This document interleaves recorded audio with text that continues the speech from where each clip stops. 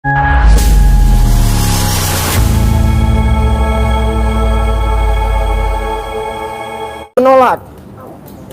Putusan itu bukan putusan lembaga-lembaga yang diundang itu. Tinggal DPR aja yang kami tanyakan. Apa DPR terlibat di dalam putusan ini sehingga akan masuk dalam sejarah bahwa ada warga negara yang dihukum hanya gara-gara keputusan dari lembaga-lembaga itu. Walaupun kita tahu persis bahwa ini adalah tidak ada dasar hukumnya untuk menghukum, karena ini adalah kita menguji dan mempertanyakan dokumen publik. Tapi kami simpan di dokumen kami, di komputer kami, di sistem kami, tidak disebarkan ke para komisioner. 1 bulan loh ini. 1 bulan. Mirip juga dengan Kompolnas kemarin. Kami datangi juga demikian. Kami tidak pernah terima surat dari kalian yang mengajukan pengaduan dan sebagainya. Tidak pernah. Sehingga pada waktu itu ya diduga oleh teman-teman ada sabotase di sini. Bahkan pada waktu bertemu kita 3 orang komisioner waktu itu awal dari Kompolnas itu pada waktu dialog setengah jam setelah dialog baru dibagikan itu, dikopikan. Sepemahaman saya, lembaga seperti Komnas HAM, Kompolnas dan sebagainya itu jika menerima pengaduan itu biasanya dibagikan untuk dipelajari. Ini komisioner itu ketemu kita belum membaca apa-apa. Ya kan? Bahkan makanya kenapa kami tidak dipanggil sampai 1 bulan kan? Sebab itu kami minta pertanggungjawaban dari lembaga-lembaga tersebut. Karena lembaga-lembaga tersebut dinyatakan ikut memberikan putusan itu, sepakat dengan putusan itu. Ya kan? Oleh sebab itu tinggal DPR saja yang belum kita datangi. Apakah benar DPR mengirimkan putusannya pada waktu gelar perkara kemarin? Terima kasih. Barangkali dilanjutkan dengan siapa? Ya. Assalamualaikum warahmatullahi wabarakatuh. Ya, alhamdulillah seperti tadi disampaikan oleh Pak Al-Katiri ya, kami bersama-sama ya RRT ya, Rismon, Roy, Tifa, Pak Al-Katiri, Pak Ismar dan juga teman-teman dari media juga ya, Pak Michael dan juga Pak Rustam akhirnya diterima di Komnas HAM di Latuhar hari ini pada sekitar pukul 11 siang lebih ya, setelah kami menunggu lama ya. Karena apa? Karena ternyata ada sesuatu yang tidak beres pada bagian administrasi di Komnas HAM. Saya ingin ulangi lagi tadi apa yang disampaikan ya. Jadi kami diterima, ya ini syukurlah ya. Yang menerima kami itu bukan orang main-main. Ya, komisioner bagian pengaduan dan namanya bagus banget. Namanya singkatan dari nama Pak Prabowo Subianto. Namanya Pak Prabianto. Ya, Prabianto Mukti Wibowo. Ya, gitu. Itu bagus namanya. Jadi dengan nama itu moga-moga Pak Prabowo juga menaruh perhatian ya. Dan saya juga ingin memberikan satu fakta yang menarik ya. Jadi Pak Al-Katiri, dulu ketika kita sama-sama ke Komnas HAM, teman-teman boleh googling ya, gitu. Ada statement Komnas HAM menolak laporan kami di YouTube. Lihat, siapa yang tampil pada saat itu? Yang tampil namanya Profesor P. Iya. Jadi Profesor P itu saya nggak tahu apakah dia ngaku-ngaku ataukah ada orang yang bodoh yang nggak tahu kalau Profesor P itu Komnas. Tapi itu banyak. Saya catat ada 7 kanal YouTube yang memuat seolah-olah Profesor P itu mengaku sebagai orang Komnas HAM. Dan ini tolak harusnya masuk penjara gitu. Dia omong begitu. Yaitu kanal-kanal termul-termul bagian dari Ceboker Nusantara. Ya, YouTuber Ceboker Nusantara itu. Jadi ini menurut saya ini sudah satu skenario Pak Al-Katiri. Ini bukan suatu ketidaksengajaan. Tadi staf mengatakan surat sudah kami input Pak tanggal 15 tapi ada di sistem. Tapi Pak Prabianto tidak menerima itu. Komisionernya tidak menerima itu kan aneh. Nah jadi tadi semoga saja. Kemudian diumumkan di Barreskrim. Ya, padahal diumumkan di Barreskrim bahwa Komnas HAM ada.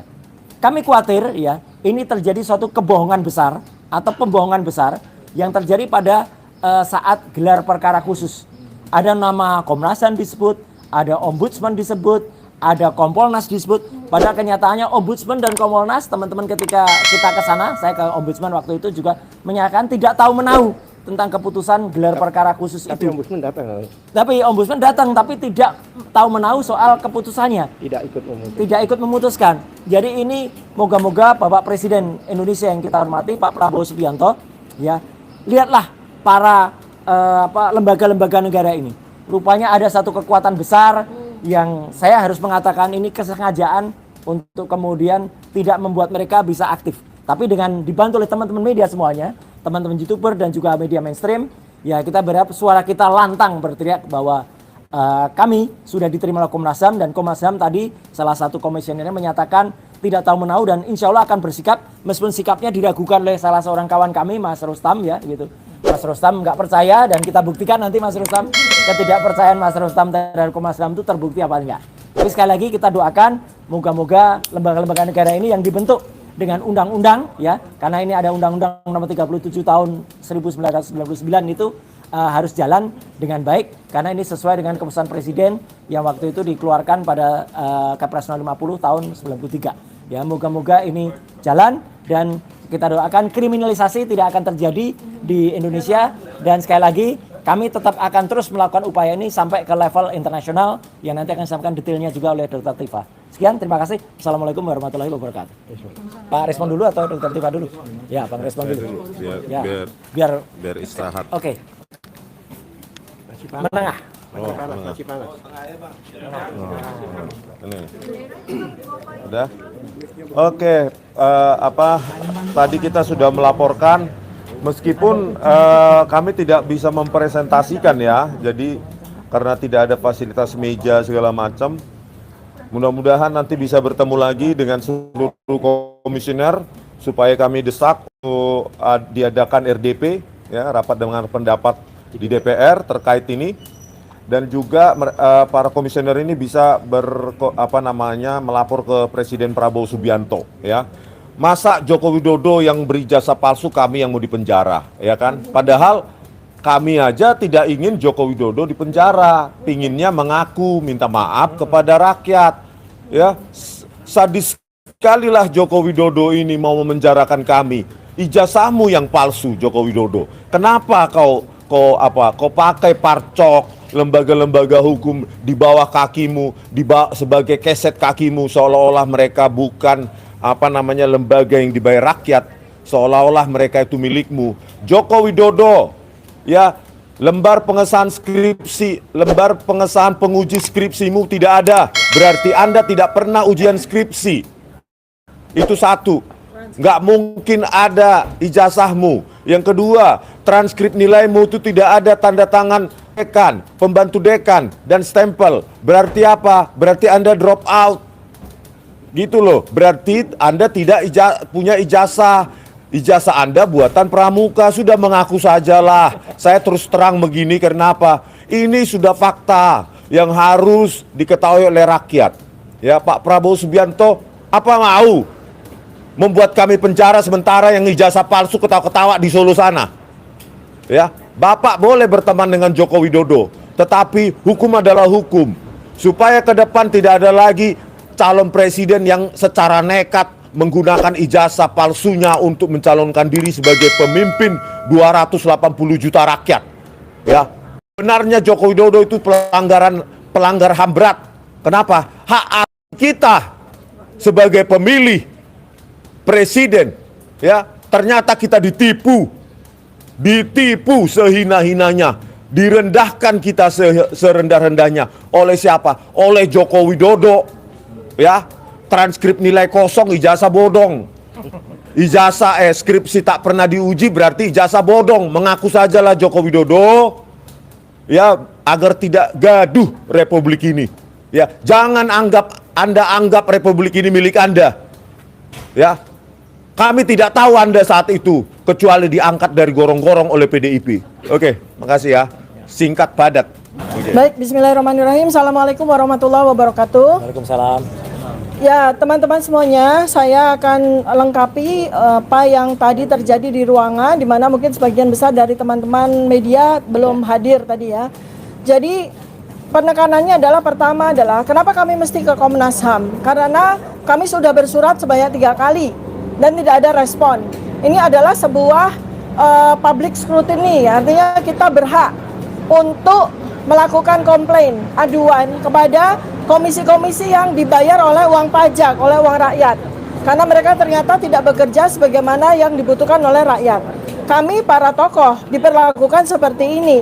Bagaimana dengan rakyat yang biasa, yang mengadu karena ada sebuah kejadian pelanggaran hak asasi manusia. Kemudian yang kedua, kami juga ingin melakukan konfirmasi kepada Komnas HAM, karena menurut yang kami tahu ya, dari acara gelar perkara khusus, bahwa Komnas HAM adalah salah satu dari lembaga yang diundang untuk hadir pada gelar perkara khusus, di mana kami berempat ya, itu hadir sebagai saksi ahli dan kuasa hukum. Jadi kami tahu persis bahwa di dalam ruangan gelar perkara khusus itu ada Komnas HAM. Dan kemudian ketika terbit surat penghentian penyidikan oleh Padeskrim, berarti Komnas HAM juga turut terlibat. Ini yang sangat kami sayangkan, karena 3 komisi yang sudah kami datangi, ya selain Komnas HAM, beberapa hari yang lalu kami sudah mendatangi Ombudsman dan kami sudah mendatangi Kompolnas, yang notabene adalah 3 lembaga yang dibayar oleh uang pajak rakyat, dan mereka seharusnya memiliki tupoksi untuk melindungi rakyat, kepentingan rakyat, dan mengawasi lembaga-lembaga pemerintah yang dibiayai oleh APBN. Tetapi yang terjadi adalah bahwa seakan-akan lembaga-lembaga ini justru dikooptasi, diminta untuk berkomplot bersama dengan Joko Widodo. Ini yang sangat kami sayangkan. Sedangkan hasil penelitian yang sudah kami lakukan, RRT, Roy Rismontiva, sudah melakukan sebuah justifikasi berdasarkan scientific base bahwa ijazah memang tidak ada. Ijazah asli yang diklaim sebagai ijazah asli itu adalah ijazah yang tidak otentik ya. Dan ini laporan dari penelitian ini sudah kami putuskan untuk kami publikasi secara internasional dengan format buku, bukan dengan format jurnal. Sebab kalau dengan format jurnal maka yang membaca hanya kalangan ilmiah saja. Kalau dengan format buku, maka rakyat seluruh Indonesia, bahkan rakyat seluruh dunia bisa membaca, bisa mengakses. Kenapa kami lakukan itu? Supaya tidak terjadi lagi presiden buruk seperti ini, di mana ada pejabat publik yang menggunakan dokumen palsu untuk ini yang kami tekankan lagi tadi kepada Komnas HAM. Karena Komnas HAM itu harus membela kepentingan. Karena apabila ada seseorang yang menggunakan dokumen palsu untuk bisa meraih jabatannya, itu sudah pelanggaran HAM berat. Selain sebuah tindak pidana, itu yang tadi kami tekankan. Dan yang berikutnya lagi adalah komisi-komisi yang ada di, selain dibiayai, didanai gaji-gaji mereka dan fasilitas yang mereka terima dengan uang pajak rakyat, mereka itu punya akses langsung kepada presiden. Karena mereka dipilih langsung, mereka dibawa langsung oleh presiden.